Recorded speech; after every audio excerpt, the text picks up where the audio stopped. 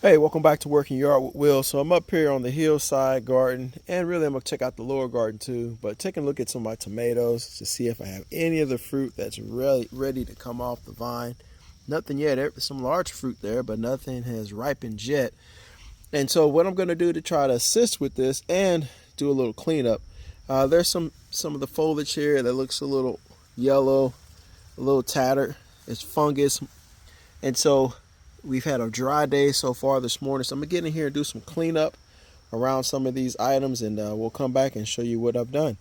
Cleaning up that lower foliage to get some airflow through these plants, which will reduce the powdery mildew, reduce the fungus, and reduce all the potential disease that can ruin the plant. So stay tuned, Working Yard with Will.